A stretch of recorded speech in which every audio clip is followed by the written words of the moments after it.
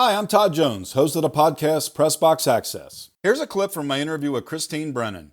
Christine recalls covering Joe Gibbs and the then Washington Redskins of the 1980s.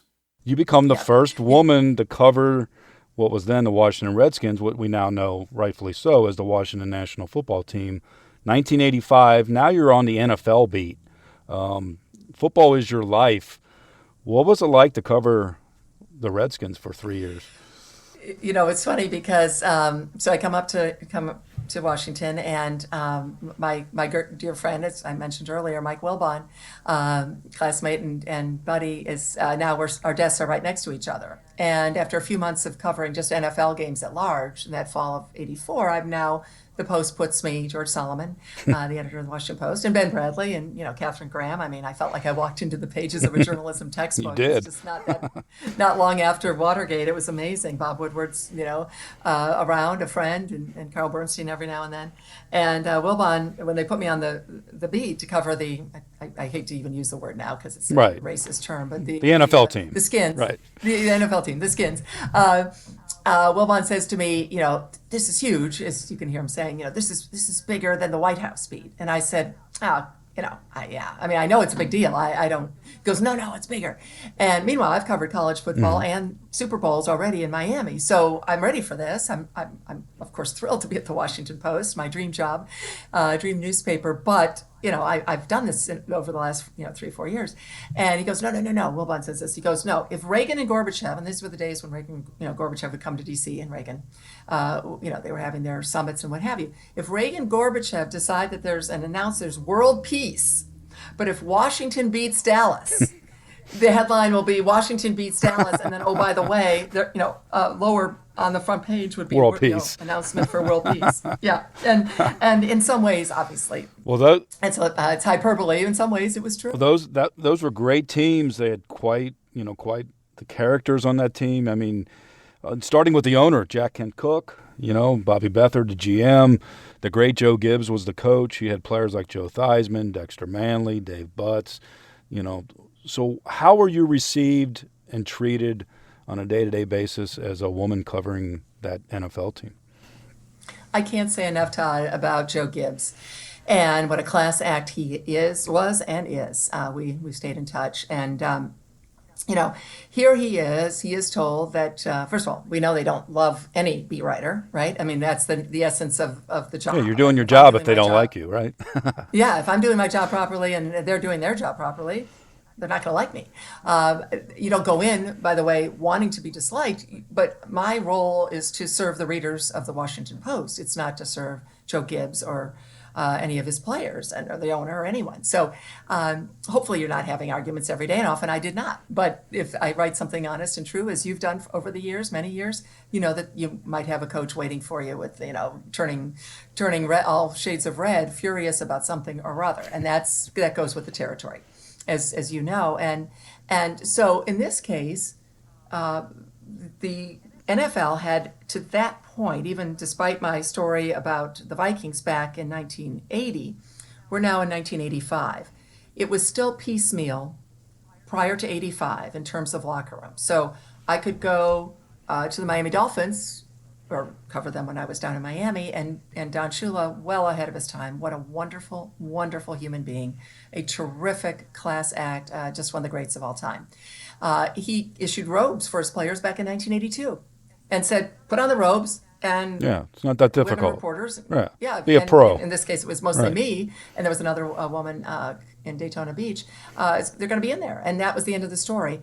Other teams hadn't figured it out yet, right? Or were I don't know, dragging their feet against the opportunity to have women do their jobs. And sounds strange now, with a woman vice president and a woman Speaker of the House, and so much that we've seen advancement in this country. But back then, this was the norm. And so Gibbs did not believe women should be in the locker room. He's a very religious guy, and he didn't think women should be in the locker room. At the same time he's being asked about all this, George Solomon and other sports editors are going up to meet Pete Rozelle, then the commissioner of the National Football League, and saying, hey, time has come. This is, again, a summer of 85. The Washington Post is going to put a woman on the beat. This is the most important beat in Washington, obviously the football team. You've already had Leslie Visser covering the Patriots for the Boston Globe. Arguably, then the Patriots might not have been the biggest deal in Boston. But in Washington, and Leslie is a rock star. I mean, she's a trailblazer and one of my best friends. But now you've got the Washington Post and this huge beat in Washington. This very popular focus team. Is going to be right. And plus other women. Michelle Himmelberg has been doing this down in Tampa Bay, and on and on it goes. So the time has come. And whether it was because specifically of me or not, I don't care. I don't think no one's ever said, and I don't need it to be. But this accumulated point, we've reached a critical mass here. And Pete Rozelle issues an edict. All locker rooms have to have equal access for male and female reporters. Done. You cannot keep women out by the loading dock, smelling the bus fumes, which happen to be a lot, and waiting for, Tony Dorsett to walk by. And, he doesn't know if you want an autograph or if you're there to do your job. I mean, I never looked at it as, I never got down about it in a demeaning way, but you just could not have this continue, especially with these huge newspapers putting women on the beat. You cannot stop them from doing their job. So how did Gibbs respond? So Gibbs does an interview. I'm up in Carlisle, Pennsylvania, so I'm not seeing the interviews back in D.C., but friends are all over my voicemail, Todd, saying Gibbs was just on with Glenn Brenner, late Glenn Brenner, here, a sportscaster in D.C., and he went on and on. He doesn't believe women should be in the locker room. I don't think she'd be in the locker room. I don't think she should be in. So that's what I heard from these friends of mine.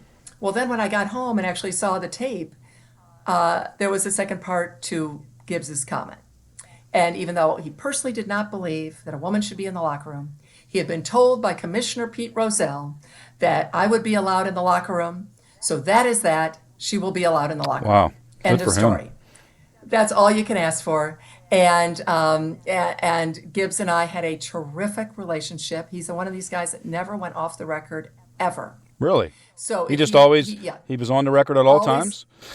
Always on the record. He would, if he was mad about something, he'd call my home landline. Of course, back then, is all we had. I'd get a call at 6:30 in the morning, and he'd be, wake me up probably, and that's fine. And he'd be mad about a headline often, and I'd say, Coach, as I've told you before, I don't write the headlines. And he would then kind of laugh, and he'd go, okay, well, bring that guy who writes the headlines out with you today. And I said, well, I'd love to bring them all out because it doesn't make my job easy. But did he ever hold a grudge? That's the key, right? No. They can get mad at you and you can talk it out, but it's the ones who didn't hold a grudge that you had more respect for because they know that you're doing a job and they're doing a job, and you go about your business. This is what Gibbs would do. He would. There was one time I wrote. We weren't supposed to write about plays except for some of their fun stuff they do at the end of the practice, and then you could write a little feature on something or a little item. Well, I thought they were practicing some crazy flea flicker where a running back almost ran into a brick wall because they ran out of room on the practice field. And I wrote that up because that looked to me like fun end of practice stuff. Mm-hmm. Well, the next day I get a call from Gibbs, and he's not mad about the headline writers. He's mad at me. He goes, you wrote about one of our plays. And I said, what? And he goes, we'll talk about it when you're coming out today. And I said, because obviously I came out to the park every day. So he goes, we'll talk about it more then. And I'm just feeling like, well, my gosh, I thought that was a joke. I didn't realize that was part of the, I thought there was this gray area of what it was. I didn't think there was any gray area at all. Right. I thought it was just a trick, fun thing that they were doing. So now I'm out at the park. Gibbs calls me into his office. Feels like going to the principal's office a little bit. And right. He said, that was a play we were going to use this week against Philadelphia. And now we can't use it because of you writing about it. Well, I'm what, 26, 7 years old. Again, I'm not emotional, but I'm like, oh my gosh, Coach, I am so sorry. I hope you understand. I thought that was like goofing around stuff. And when Gary Clark or whoever, Ricky Sanders, almost ran into the wall, I actually thought that was, everyone was laughing. I thought it was kind of funny. He goes, I see what you're getting at. He goes, to me, though, that was a mistake. And I said, I see where you are on this, too. And he looked at me, do you have anything else to say about it? I said, no, I've given you my best, explanation. And he said, you know where I'm coming from? And I said, absolutely, Coach. And he said, good. Now we'll move on. That's great. And he did that every single time. Wow. I cannot. Meanwhile, Bobby Beathard, is a guy that people love. And the general manager at the time. Yeah. General manager, California surfer dude guy. And he just did not like me. I mean, we got along okay, but he told me early on, he said, it really ruins everything that a woman's here, that they've sent a woman out to cover the team, meaning me. And I said, no, coach, it's fine. Or no, Bobby, it's fine. And he goes, no, I know you don't really want to be here. I was like, yes, I do. So talk about a guy that has this persona versus Gibbs, who would be opening his Bible every day and reading Bible verses, which Beathard sadly would make jokes with us about Gibbs reading his Bible, and Beathard then got furious with me when I reported on the record stuff that he wasn't leaving the team. He wasn't about his contract, his contract to be the GM in Dallas or San Diego. Got Tex Schramm on the record, and one of the Spanos is on the record. Easy journalism 101, and Bobby then wouldn't speak to me again. So wow, like for an extended period of time, like he just shut you down. Probably the extended period of time that might be going to this day, for all I know. I have no need to speak to Bobby Beathard. Obviously, somehow my career I've been able to carry on without him. But I liked him. But yeah, that's the kind of stuff you face. I never let that get to me. I was raised early on. My dad said, and my mom too, don't ever assume that it's because that you're a woman, even though it might well be because I'm a woman. I never was looking for that. I always felt like maybe the 10th reason someone didn't like me was because I was a woman. Maybe they were sexist.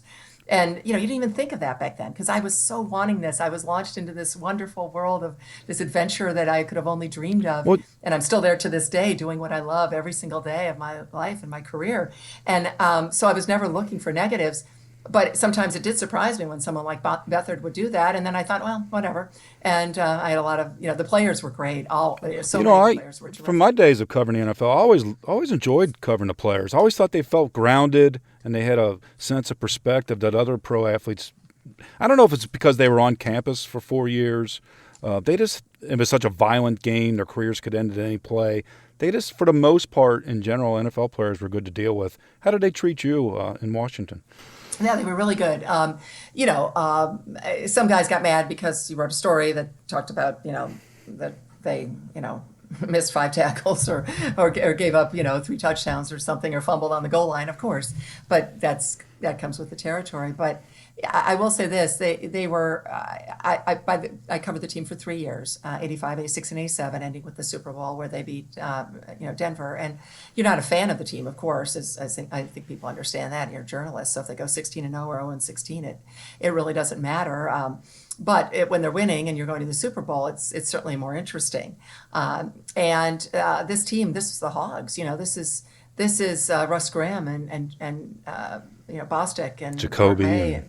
Jacoby. These guys are some of the greatest football players ever. And to a man, those offensive linemen especially were terrific to deal with. And Dave Butts was an interesting character. The defensive tackle. Dave Butts. He looked like he came down from the mountains. Like he's the kind of guy that would eat the bones off chicken wings. It's like, well, exactly. And he was from another era. He was already in his mid-30s by this time. So he comes from a different era in terms of men and believing women should be in the locker room. And so here he is. He calls me over one day and he says, "Are you going to be in the locker room when I'm naked?" And I said, "Yeah, well, Dave, that's up to you, if you're naked."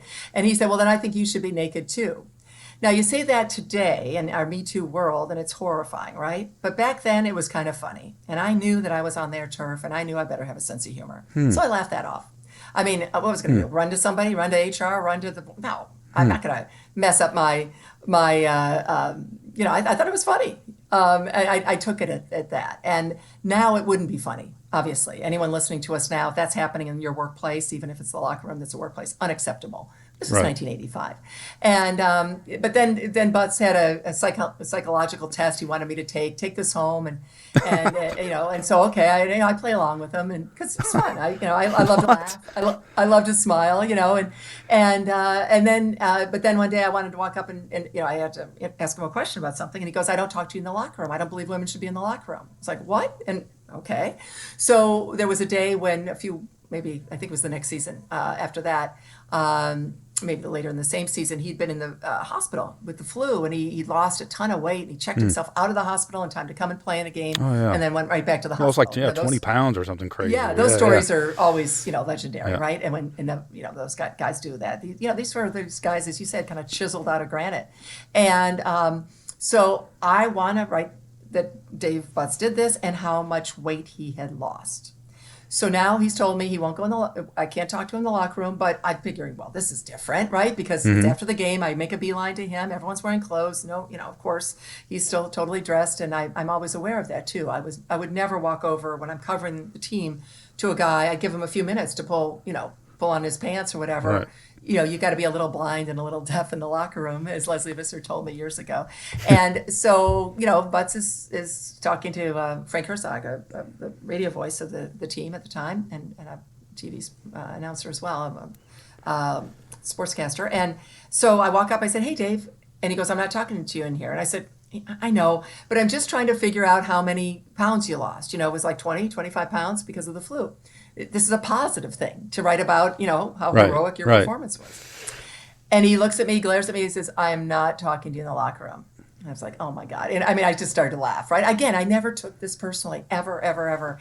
I couldn't. I didn't have time for that. There were way too many other players to talk to, and I didn't really need him, except I did then. So I look at Frank Herzog, who I know very, very well, standing right there. We're all about 3 feet apart. And Frank has heard this. And I said, "Okay, Frank, Dave will not speak to me in the locker room. Frank, would you mind asking Dave how many pounds he lost?" And Frank says, "Dave, how many pounds did you lose?" And Dave says, 22 or whatever it was. And I write down 22, and I look at Frank and I look at Dave. I say, "Thank you very much, gentlemen." And I walk away. And you got the story. And, you got to be resourceful as a journalist. So, but all these guys were great. And one last little thing. And again, it's certainly about much more than the locker room, because I was in the locker room probably 2% of my week compared to hours and hours of covering the team, as you would have been in the locker room 2% of your week. I mean, it was equal for men and women, of course. But because I was that first woman and in Washington's locker room, and one of the first in the NFL, I understand the interest. And now it certainly presents a picture of a different world. So that last season I covered the team, 87. Now I know them really. I mean, I'm part of the furniture, right? I mean, they know every day I'm in that locker room. Right, which helps and hurts. Yeah, absolutely. But in terms of any, if there were guys who didn't like me in the locker room, other than someone like Dave Butts, I didn't know it, So, and that's fine. And so I'm walking in, and Dexter Manley, who I knew well, and I still see him around town. Great defensive lineman, yeah. Exactly, number 72. But a kid, a very immature person, and lovable, and very much like a kid-like kind of personality. He sees me walking in, and he goes, "Hey, Chris, I got something to show you. Come on over here." He's wearing a towel, and only a towel, and that's maybe 20 feet away. And I just kind of wave like, "Yeah, Dex," and I don't go any closer than where I was, and I walk the other direction to go interview guys. This was hardly threatening. I didn't even give it a second thought until a couple days later. Jeff Bostic calls me over, and he says, "Hey, is anyone giving you any trouble in here?" And I said, no, not at all. Everything's fine. And I wasn't even thinking of Dexter in that incident, to be honest. Everything's fine. I'm busy. I've got 2 or 3 stories to report. I'm fine. Right. I thanked him very much. Thank Bostic. It's all good. And then Dave Butts calls me over. Now, this is the man who will not speak to me in the locker room. But now he's going to. In the locker room. And he wants to know. He goes, "Hey, we're hearing that somebody's, causing trouble, and that you're getting grief and maybe getting threats from someone." And I looked at him. I said, anyone? He said, "Anyone giving you a hard time in here?" I said, "Yeah." I wanted to, "Yeah, you, Dave," but he didn't say that. I said, "No." I said, "Is this the Dexter thing?" And he goes, "Yeah, that's what we've heard." I said, "Oh my gosh, that was 20 feet away, and it was Dexter." I never gave it a second thought. So, I guess the moral of the story is, you respect people. I respected Dave Butts. He had every right to not want a woman in that locker room.